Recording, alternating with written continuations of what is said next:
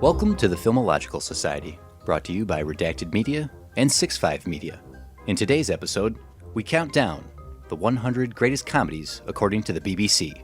And now, here are your hosts, Kris Schulz and Chad Halvorsen. All right, welcome to another podisode of the Illogical Society, the countdown show, where we are counting down the top 100 comedy films of all time, according to the BBC. I am one of your hosts. I am Kris Schulz. With me, as always, is Chad Halvorsen. Hello, Chad. How are you? Good day to you, sir. I'm all right. Good day to you. Good day to you. Yes. We are down. We are almost in the last third. We're in the reeds Yeah, of this list. We're not on the shore, but so when you hit age 40, they say you're over the hill. But so we're going backwards. So we're going down the hill, I think now. So yeah, We're downhill. at 39, going backwards. We're going downhill. That's what it sounds like to me. I think so, but we're going to the beginning. So it's like a maze Of that you start end. at the end, and you go and you find your way out. Like Pulp Fiction, one of the movies on this list. Yeah. It's just all over the place. It is. This is maybe my favorite intro ever. Anyway, today we are reviewing the 1935 film A Night at the Opera, starring the Marx Brothers. So is this the first Marx Brothers film you've seen? Yeah, it was. Okay. A lot less communism than I thought. You look a little disappointed. No, well, I will admit, I tried watching this the first time, and not that it wasn't interesting, but I just kind of fell asleep. And then I kind of kept waking up and looking at it, and then I fell back asleep, and then all of a sudden it ended, and then I'm like, okay, do I remember anything that happened, or did I actually watch this? And then I go through everything. I'm like, I really don't remember anything, so I guess I'm gonna have to watch this again. But I'm glad I did, because it was very smart. I like how playful the dialogue is. Yes, especially with Groucho. Anytime, depending on who's the focal point, one of the actors, it's either going to be like a fast moving dialogue, like a who's on first situation, or if you're dealing with Harpo, it's more of a way more vaudevillian, clown, butt of every joke type situation. So this movie kind of has everything. Yeah, so this was the first film. So they had been, with a different studio before this. So this was the first film that they did with MGM Studios. So RKO probably? Yeah, I'm not sure. I should forget, but the contract ran out or whatever, and they signed with MGM. And they're famous because they had the lion roaring in the beginning for their entry. And so before this, all the films there were... So, give you a little history. I don't know how much history you've done of the Marx Brothers. Dug a little bit, but go ahead. They were vaudevillian. They started out in vaudeville, which is stage shows. And there were 5 brothers who did it. They were Checo, not Chico, but Chico. Oh, Chico. It's not Chico. Yep, it's Chico, because he was the one to pick up chicks. Oh. So he went with Chico. He was the oldest, and then you have Harpo, who was the quiet one. He wore a red wig. It looks blonde in black and white, but it was red. Groucho, who has the grease stash. And then you have the 2 younger brothers, Gummo and Zeppo. So they all did the vaudeville shows, and then when the movies came in, I think it was Gummo. I think he said he's done. He's out. He doesn't want to do the show anymore. So Zeppo stayed in and did some movies with him. But for this move to MGM Studios, Zeppo also retired from the show. Wasn't the mother their manager as well? The mother was their manager. The father also supported them. Had the nickname Frenchie. So yeah, so they all the Chico, Harpo, Groucho, Gummo, Zeppo. Those are their stage names. Much more interesting and distinctive than Leonard Joseph, Adolf, later changed to Arthur. Mm-hmm. In 1911, mind you. So well before Hitler came around. Adolf kind of ruined the name. Went down. Harper changed his name from Adolf to Arthur so that it was more, I guess, American and easier for people. Plus, World War I had an anti-German movement too, mm-hmm. which was near then. And then Groucho is Julius Henry, and then you have Milton, and then Herbert Manfred. So, yeah, so they were known. They were a famous comedy. So the films before this, they were kind of all crazy. And I'm excited that we have Duck Soup in the top 5, which is one of the crazier ones. And then, so I think we'll see a lot more. And we'll see the fourth Marx brother in that one. Mm-hmm. Zeppo, I believe. But yeah, what a talented family of performers this was. Yeah, I like this movie because, not only were the main performers really good and they have all their bits and their whatever, but the supporting cast is really good too. Because I feel like 90 minutes of Groucho Marx being sarcastic would probably get old and stale. Yeah. And the mix of a normal, not normal, but the secondary characters have the base of the actual story and plot, what's going on. Yeah. And that was one of the big changes. So we'll have to see how you feel about Duck Soup, because one of the biggest changes coming to MGM is the producer said he wanted a stronger story, and also the Marx Brothers before this, they would kind of go after any character. Mm-hmm. Whereas with the MGM, it was more structured to say they only go after the bad guys. Yeah. So, yeah, it's interesting just the change and trying to control and corral a performer group that, they obviously have tested and honed their skills on the stage, but there's going to be a lot of things that just happen on the fly, I imagine, on the set. Yeah.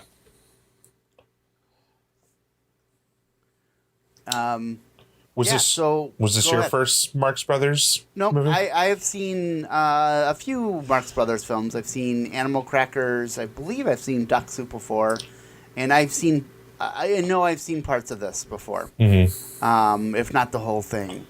When I was a kid, they'd be on in the background or whatever on TV because they were, they're pretty safe for the most part for kids. I think there's some lines or two that are edited out that are a little bit more racy.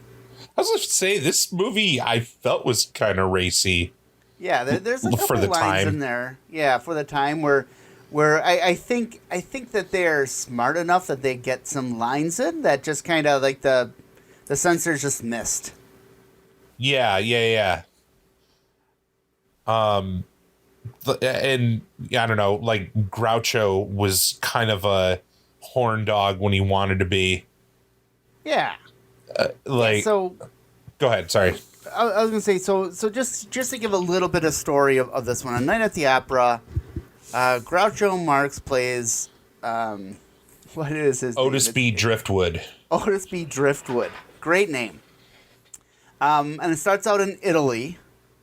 But so the original edit, they had a lot more scenes in Italy, and they call out Italy. But 1935, you don't want to really do a lot with Italy, so the studio removed all that, cut all the Italy references. They didn't want fascism in their movie? No, or just refer to that or point to that or whatever. So Otis B. Driftwood, he is kind of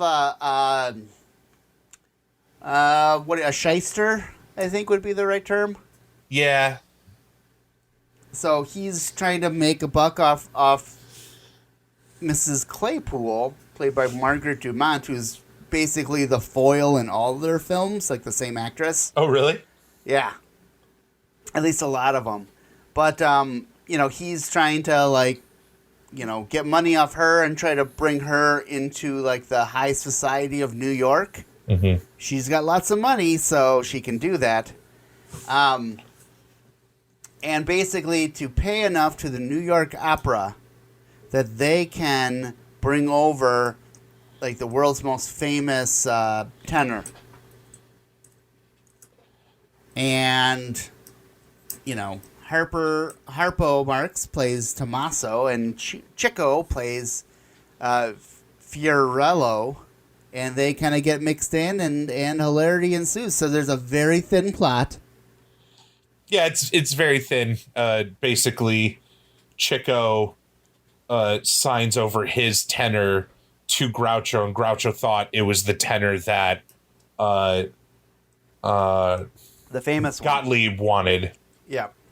But it wasn't. It was not. Still a good tenor, though. Yeah. Yep.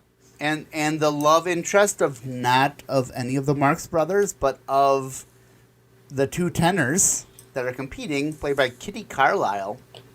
Well, I would say one was a love interest. One was just trying to force his penis One was pursuing into the situation. Yeah. The most famous tenor in the world wanted her, but she was in love with this other unknown tenor who had a voice like an angel. A tenor angel, but... Yeah, I'd never known an angel that was a tenor. I thought they were more sopranos, but whatever. Your angels are different. Kinds. It's all kinds. All kinds. Yeah, it's strange. So I mean, there's that structure, but it's you got your box, yep. And you've got enough pieces to at least play,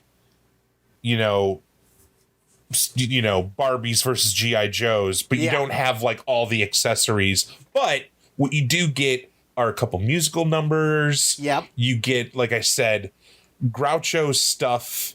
It's physical, and it's also a lot of a word, spoken word. Yep. He's the clever one. Mm-hmm. He's the sarcastic, and Chico kind of is. It's sort of the same thing, maybe more not as antagonistic as Groucho. And then Harpo kind of comes in there and just if he's the I'm trying to think of that It's Always Sunny in Philadelphia quote. He's like not the third wheel, but wild card. He's the wild card, bitches. He's the comic relief in the comedy movie. Yeah, which is weird to say because it's already funny. But it's kind of what he is. He brings a ridiculousness to a ridiculous movie. Literally, the last thing that happens in the movie is all right, it's resolved, everybody's happy, and then frickin' Harpo just rips the back jacket of Gottlieb. Yep. And then that's it, just for no reason other than to be a doofus. And and it's interesting how they play with each other. They all meet early in the film, and they get they get along right away. I agree with you. It's you have I always viewed Groucho as kind of the leader of the pack. Chico. He does a New York Italian accent.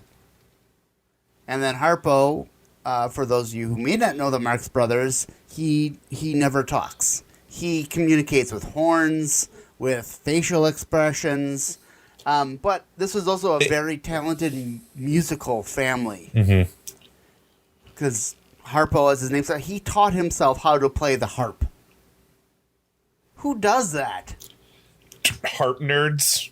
Yep, harp. Chico could play the piano. He was taught piano as a kid. I I don't know what Groucho does. Groucho played the cigar.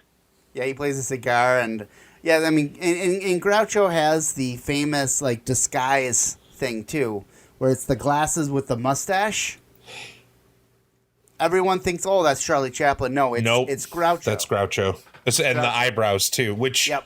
So yeah, I did some light research. So early in the career, well, when they were still on vaudeville, he did the grease paint for his mustache and his eyebrows, only because he hated putting on a fake mustache every night, and like pulling that off would hurt his skin and whatever. So he continued doing that into what I think the 40s until eventually he just grew a mustache. And then he was old enough to have eyeglasses anyways, so he actually looked like the character he made up years before. But it's because at first I knew who Groucho Marx was, and I knew the mustache and the glasses and all that from all the different photos that you see, or like posters at least. It always looked like a real mustache. And then when I first started watching, I'm like, wait a minute, there's literally just a grease wipe on the top lip. Yep. That's freaking awesome, because who could grow a mustache that thick? Right. That thick, that dark, and that square. But I like how it like, all right, so he made himself a mustache super thick, but then his eyebrows look super thin and weird. So then put grease on the eyebrows. Yep. Well, and apparently, like, out of like his makeup and Harpo's wig and all that, like, you put the brothers all next to each other, and apparently they all look alike. They all look alike. You couldn't tell them apart. Yeah. Which to me is just shocking. Just in my head, I can picture each of the three anyway very clearly. Like, it's very easy to see who is who. Mm-hmm. But that's with their makeup, their costumes on. That you can't. See them now. It makes sense in a family of 5 siblings. Like, you, especially if you're a performance family, a way to stand out is to make yourself look different and create these different characters. So it makes sense. Oh, absolutely. Absolutely. I was. So this movie is known for like there's 2 things that is really known for. One is a quote, which is sorry, I have my notes online and I just clicked on the wrong link. So the quote is from Otis B. Driftwood. It's all right. That's in every contract. Okay. That's what they call a sanity clause, and Chico's character says, "You can't fool me. There ain't no sanity clause." And again, I missed that on the first watch when I fell asleep, and when I rewatched it, I'm like, holy shit. I'm sorry. I saw that, I'm like, holy crap, that is such a good joke. And like delivered so well. So well, and with that thick Italian accent that he has. There ain't no sanity clause. And they were just talking like, and they had set up that joke perfectly before by like talking about, that type of clause and how somebody got out of it because they weren't sane, and just going through like there's like these 3-page contract and they're just ripping out lines. Oh, you don't like that part? Okay, we'll take that out too. Okay, we'll take that part out till it's this little scrap of paper that they're signing as a contract. So there's that scene, and then there's that quote, and then there is the scene on the boat. The cabin scene. The cabin scene where they get 15 people into this very small cabin. That scene, besides it being like hilarious and it looks great and it took a lot to make it happen, the fact that Groucho's character like almost immediately accepts that this is just going to be a worsening situation, rather than normally in those types of situations where you pile on, the person who's in the middle of it always gets like either angrier and angrier or, more nervous. This is just like, well, why not? Yeah. Why don't you come in and try to find your aunt? Or yeah, sure. Your other mechanic buddy's over there. Like, I don't care. when the one lady comes in to do the nails and asks, like, "You want them long or short?" Well, better make them short. There's a lot of people in here.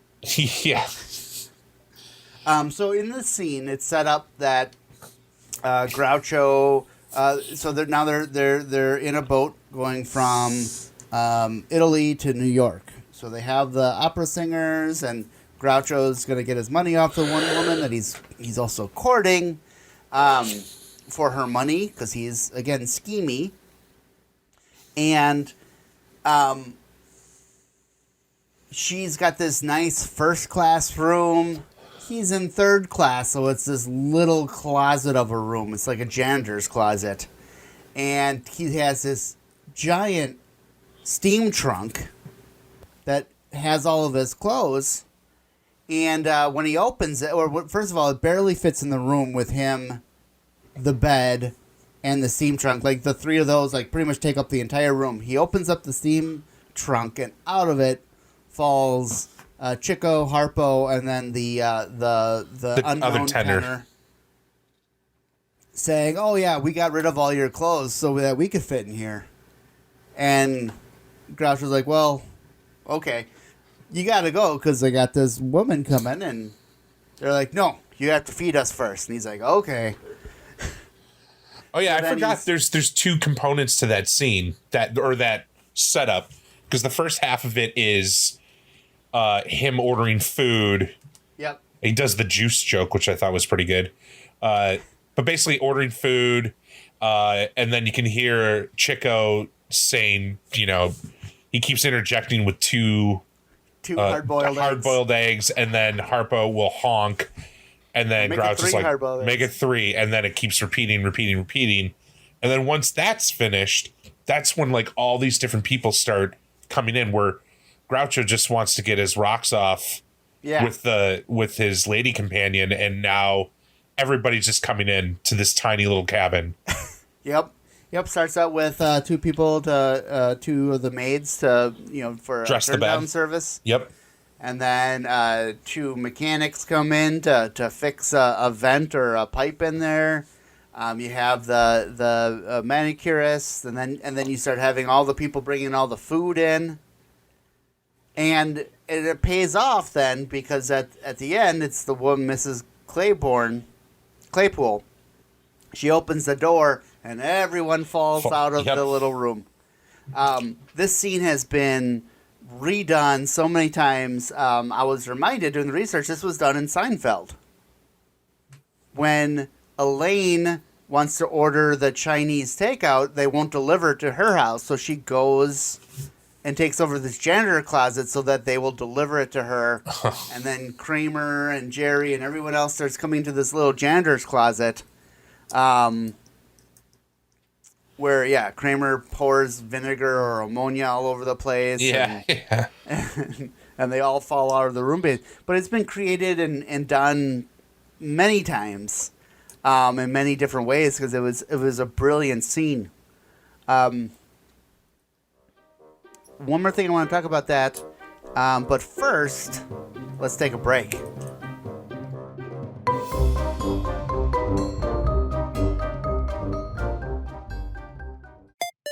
Jake, have you ever been looking for a definitive Nintendo ranking and can't seem to find it because it's just everybody's own opinion?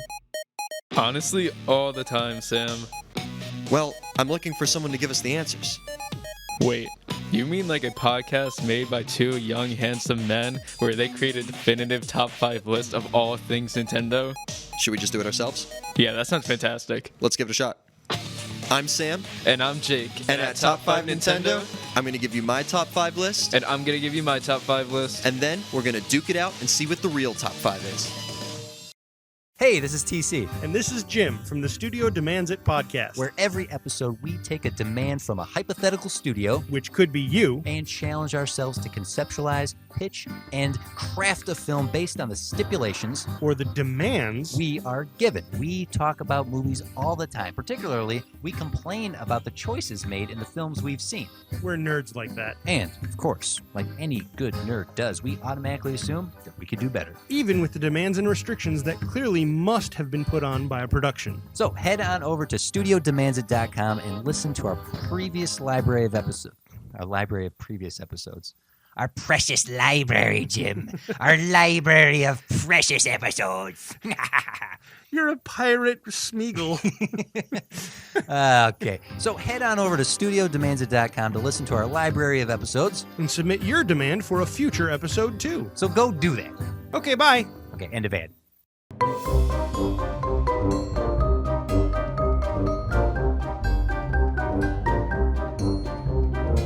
Okay, and here's another word from our sponsors. Chad, do you enjoy the Marx Brothers now that you've seen them? I do enjoy the Marx Brothers. There is another lesser known Marx brother and one of our sponsors for today, Karl Marx. He has a book out. Ooh. I love you might to want read. to look it up. Okay. Yeah. But he is the unknown sixth brother. Less funny than the other two, but go ahead. I believe he does a version of it in Audible where he reads it. It's pretty interesting, but yeah, Karl Marx. Is that with a C or a I believe with a K. a K? Carl. Okay. Karl. Got it. Marx. Yeah, the other. So thank you to our sponsors. So the scene in the room. So this movie was well. First of all, we didn't even mention, and I think this is true of a lot of films that have such a strong comedic presence. This was directed by Sam Wood, who really had no desire to direct these guys because he was more of a serious director. But so they kind of outsourced for some of the scenes to try to get the writing, to set it up and write it well.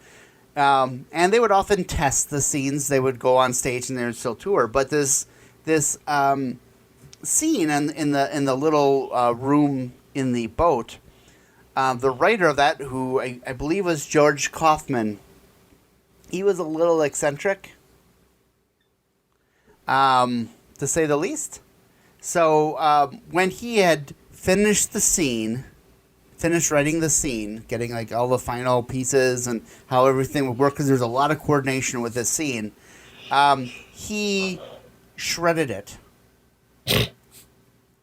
And then he stapled it on the ceiling of his office. Then he called the Marx Brothers and he called the producer and said, "It's done. It's in my office. Come and get it." And then he left. So they come for the scene. Wow. And it's shredded all over the ceiling. And they had to put it together then. Oh my God. Must have been a genius, because to put up with that kind of malarkey. I'm thinking the next movie I write for you, Chad, I'm going to do that. Like, you produce it, I'm going to do that, because it's got to be... That makes me a genius then, right? Chris, if you write a script and staple it to the ceiling without leaving me a ladder, I will burn that place down. I'll leave you a ladder. Oh, well then... You have a ladder, yeah. That's fine. Okay. Yeah. It'll be one of those, like, two-steppers, and you need a 3 to reach it. Because that's funny. That's funny. But I'm taller than you. How did you originally get everything up there with a 2-step ladder? Yeah, that's the logic that comes out later. Oh. Yeah. Yeah, movie logic. Movie logic. All right, so what did you? So this has a lot of music in it. It has obviously it's a movie about opera. So you have some opera singers. Kitty Carlisle, Alan Jones, and Walter Wolf King were all opera trained singers. And they all sang in this film. What did you think about the music? I guess the overall flow of this film with the music kind of interjecting, because it wasn't it's not a musical per se. No, but I guess it felt like a vaudeville act, because didn't vaudeville have not just skits but had music as well? It kind of just felt like an act where, yeah, there was a the only thing connecting it was this loose story about getting this tenor over to New York, but because it felt like a vaudeville act, like I didn't really have an issue with pacing or anything that they did. And I'm always a sucker for a random song in the middle of any movie that's trying to take itself seriously, because I know there's always somebody out there that's like, oh, that wouldn't happen in real life. You know, like, shut up and just enjoy. I think the duet when they're about to leave port was really good. Yep, that was a big song for both of them. Like, that became a hit. Oh, it did? Okay, I could see why. It's a song about, you know, I'll always be with you, and like, I mean, it's good. And the scene where Chico and Harpo go to the deck of the boat and they eat just the biggest Italian meal ever. And that, like, again, because this movie isn't, I said take yourself seriously earlier, but because this movie really isn't taking itself so seriously, having these like 10-minute interludes of just random music just so we can get to the next set piece, like, I don't have a problem with that at all. Yeah, you know, I think what I was more thrown off by is just how, I guess, nice the singing was. Like, it just in that sense, it didn't quite fit. It, you know, it was obviously recorded. ADR, yeah. ADR'd. So it doesn't quite. It sounds like the quality sounds so much better than the rest of the audio quality. They didn't quite have it all mixed in yet, and to me that kind of threw it off a little bit. But I agree. I think yes, like you look at the modern day Saturday Night Live, that's kind of a play off the old vaudeville where it was a variety show. Yeah, you have comedy, you have commentary, and you have musical acts to kind of break things up. I'm pretty sure I'd have to look it up, but I'm pretty sure the opera they do at the end is like a hardcore tragedy opera. Yeah, I'm trying to remember the name of it too. But it's got that one song, like when you hear, and they play it during Harpo's chase scene near the end. It's that one song when you hear, you're like, oh yeah, I know what opera is because I heard this one song. Yeah, God, I know. I remember Pepe Le Pew singing that song. Mm-hmm.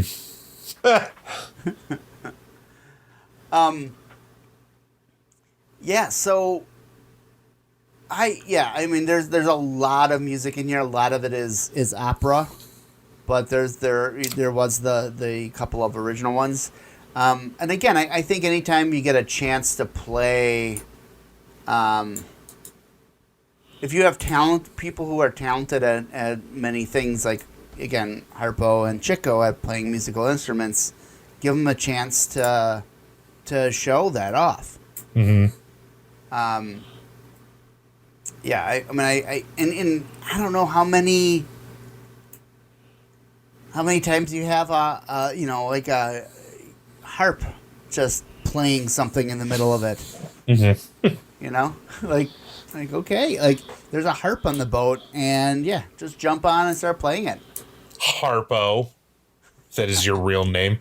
Il Trovatore is the name of the tragedy that they play at the end. Yeah, I think Il Trovatore, and then Pagliacci. That's the other one that is. This is obviously not an opera podcast. No, folks. No, that is another one that Chad and I do. Yeah, and it's called the Opera-logical Society. Well, we were going to call it A Night at the Opera, but we didn't want it was related to something else, and we're like, no, let's not do that. We didn't want Groucho Marx to haunt us. Right. And he probably would. He probably would. I wouldn't mind it, to be honest. No, and I think you look at the Marx Brothers, and so much of like current culture is still like based off those archetypes. Yeah, based on what the characters that they created. I mean, you watch Animaniacs. Bugs Bunny Bugs Bunny. Groucho Marx. Yeah. You look at, there's, movies and bands and everyone just playing. Like the Zucker Brothers, like Airplane and the Naked Gun films, like those play so much on this. And having, like, you have this character and you quickly know who this character is. Mm-hmm.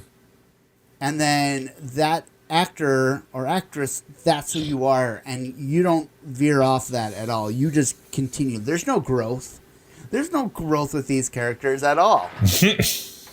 But they are this archetype, and yeah, that is huge, huge for today. And yeah, I mean, once you see it and once you know it, then like, all right. I am a big fan of the Marx Brothers. I'd probably have to do more research and watch more stuff, but I posed the question to myself, like, who does it better, the Marx Brothers or the Three Stooges? But then I started getting into, like, well, are they really the same thing?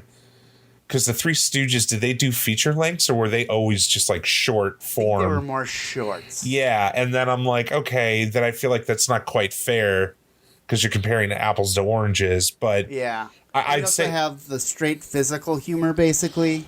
Yeah, and again, it's different, but I'm thinking of just like a trio where each character is distinctive.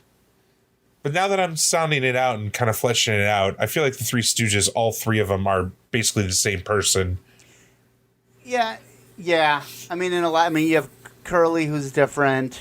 I mean, you have hierarchy and all that stuff and little differences, but Harpo never talks. Nope. Groucho is always antagonizing. I don't know. I guess maybe it's not a question that really needs to be answered, nor does it really matter. But, from my limited knowledge. Yeah, what I think is interesting is that you have, you definitely have these two groups around the same time, right? I mean, Mo, Larry, and Curly, they were big 1934 to 1946. That was like Yeah. But this film, A Night at the Opera, comes out in 1935. So I think you have a lot more. I would bet dollars to donuts that the Marx Brothers inspired the Three Stooges. Yeah. Because of the Marx Brothers, the Three Stooges could do what they did. Yeah, because the Three Stooges weren't a vaudeville act beforehand, were they? Were they always just? I know we're kind of getting off topic here. It's fine. I think it's fine. I think they were part of a vaudeville act. Oh, they were. Okay. Yeah, they got their name from the Ted Healy and his Stooges. Oh, okay. So that was like 1922. But again, the Marx Brothers were early 1900s vaudeville doing it. So I think that, they're the ones that kind of did kick it off, and they were the inspiration really for, they were inspired by the Marx Brothers. Gotcha. I would say, but again, this is just quickly looking at it. What, so, you haven't thoroughly researched the random topic I brought up? No, not at all. Oh, well. So, of the brothers, now as we talk about the brothers, so Groucho. Gummo and Zeppo. Groucho. What about Groucho? She's the best. Is that what you're going to ask me? Well, he is no. I think they all work together. They all have their own role, but I would agree Groucho's the best. He also had the longest career. So, because he was doing, this, I think This Is Your Life, which was or You Bet Your Life, and radio, and then on television, kind of a game show host. up until I think not near his death, but he died in 1977. Yeah. And one of my favorite quotes of all time is a Groucho Marx quote. It is, "I, not events, have the power to make me happy or unhappy today. I can choose which it shall be. Yesterday is dead, tomorrow hasn't arrived yet. I have just one day, today, and I'm going to be happy in it." That's pretty good. Yeah. When I read that, I thought at first, that can't be a Groucho Marx quote, because everything, his other quotes are, "Outside of a dog, a book is a man's best friend. Inside a dog, it's too dark to read." That's the type of jokes that he normally, or the kind of quotes that he normally has. But, yeah, I, just doing research on the Marx Brothers and Groucho, they were very much progressive at the time. They were pushing the boundaries of certain things, making people uncomfortable. They were poking holes at institutions. Like there's one about college life. And these are all like pillars of society at the time, and they're kind of knocking everything down. Mm-hmm. So yeah, I really do appreciate them. I don't know if I do like their other. I like this film, but I don't know if this is going to stand up. Like when we see Duck Soup, I think you're really going to like it. I'm excited. I'm again, just like with anything on this list, I'm excited. But especially if we're going to watch, the same director on the same list, or yep, especially one that we liked. Exactly. No, I'm all for it. We've talked about this more as time goes on, but yeah. The more I watch off this list, the more I'm going to watch on the side. Because even if they're not as good as these films, like if they're anything near some of these films we've watched, I'll like it. Yeah, I mean, and I think I think it's hard to go wrong with Marx Brothers films. I think Animal Crackers is another one that I was surprised wasn't on this list. Coconuts is like their first one, and that was based on their vaudeville act. Okay. Yeah, and then they have a monkey business, horse feathers. Yeah, and most of these films are like revered and watched over and over and over again. So, yeah, they were originally with Paramount. Paramount is what they originally had, and then they went MGM, RKO, and then United Artists. So they hopped all over. Opera. Yeah, A Night at the Opera and A Day at the Races are their two biggest films. Those are Groucho's favorite films, and a lot of that again is because of these are more structured. These are better scripts, stronger scripts, and versus just them kind of going nuts. And I'm glad we're going to see one of those that they go nuts in Duck Soup. So, all right, any other thoughts? I mean, I think these films are tough to talk about for a long period of time because it's like there's not much of a plot. It's a comedic group. And it's very visual. Very visual. I mean, you have one character that doesn't say a thing. Yeah. Yeah, actually, let me ask you about that. Harpo, like, that can work on the stage. Right? But having a character like that on screen, there's not many that are like that. Silent Bob, yeah, but I mean, obviously he takes his cues from Harpo. What do you think about that? Like, did you know going in that Harpo didn't talk at all? No, I didn't know that, but it adds a different layer to the whole quote unquote show. Especially, and it makes sense too, because he's literally playing a clown. Yeah. Like if he's wearing a red wig, like clowns wear red wigs, they don't normally talk. At least some of the classic ones don't.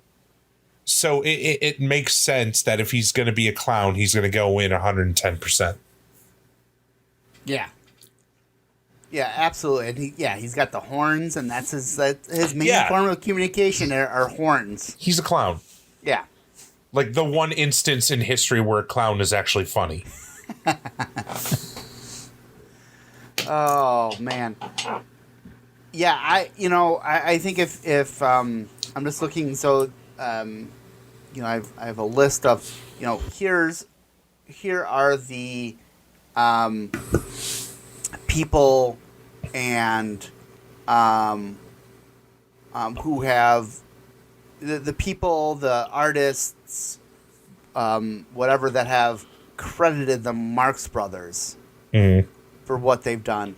You have people from Woody Allen, Alan Alda in MASH. He did Groucho Marx all the time. Judd Apatow, Mel Brooks, John Cleese, Elliot Gould, Monty Python as a whole, Carl Reiner. We talked about the Zucker brothers already. You had the Beatles. You had Alice Cooper, who named an album after it. You had Robert Crumb, Salvador Dali, George Gershwin, who dressed up as Groucho regularly, J.D. Salinger, and Kurt Vonnegut. Like, all these have give strong credit to this group of brothers. You even have Queen naming an album after A Night at the Opera. Mm-hmm.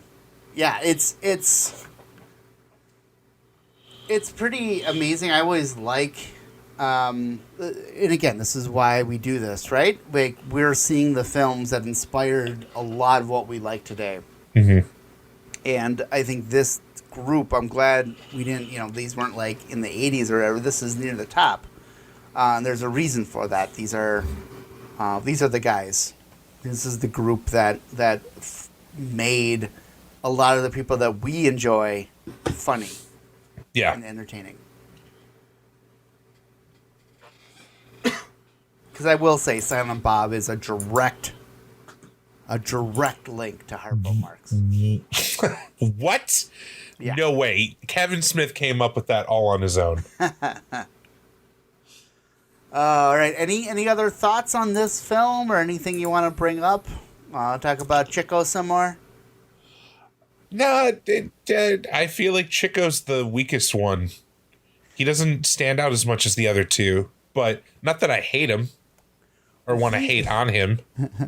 So apparently he is a lot of times the driving force of the group. As far as like, let's make this, we got to make another film. We got to do this. We got to do this.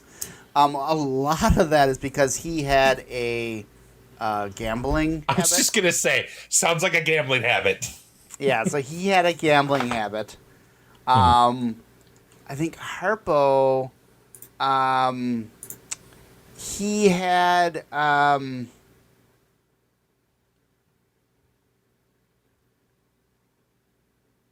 yeah, so he had a lifelong marriage, but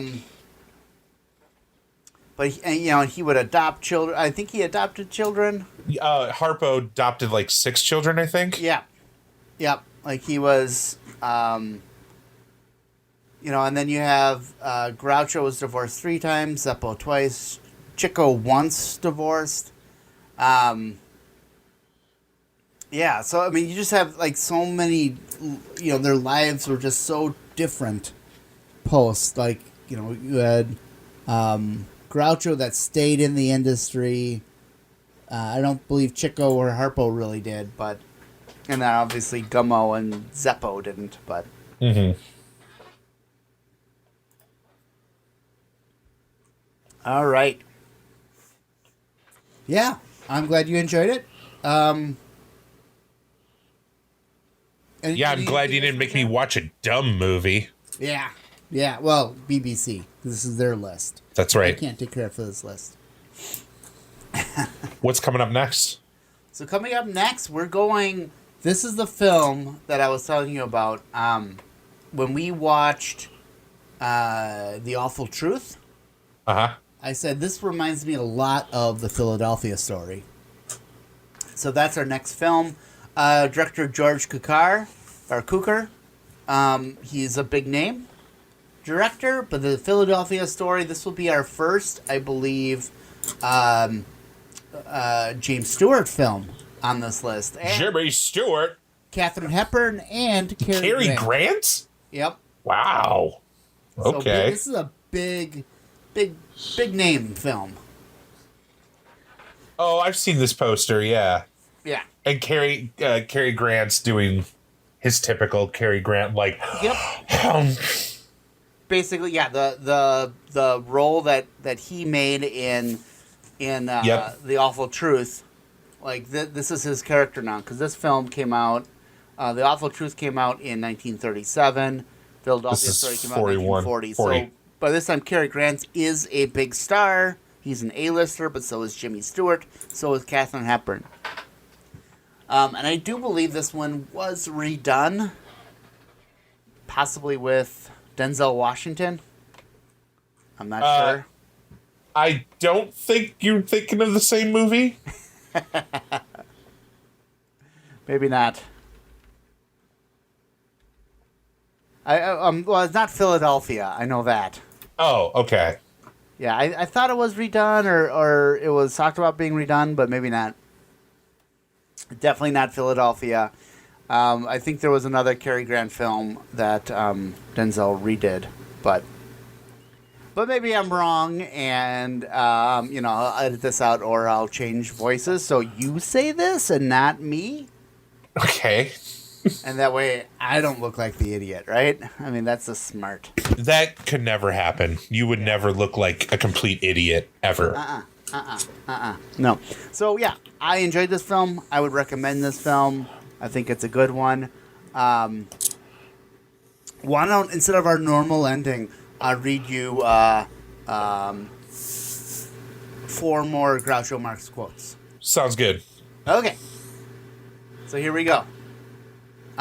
She got her looks from her father. He's a plastic surgeon. I refuse to join any club that would have me as a member. He actually said that to the Friars Club when he quit. Nice. When he quit, yeah. I must confess, I was born at a very early age. One morning, I shot an elephant in my pajamas. How he got into my pajamas, I'll never know. Oh. Marriage is a wonderful institution, but who wants to live in an institution? All right. Well, thank you, everybody. Remember, Lord loves a working man. never trust Whitey. And see a doctor and get rid of See a it. doctor and get rid of it. Thank you, everybody. Thank you again for listening to the Film Illogical Society. If you'd like to listen to similar podcasts, please check out 65 Media on Stitcher, iTunes, and Facebook, or check out Redacted Media on Facebook or YouTube.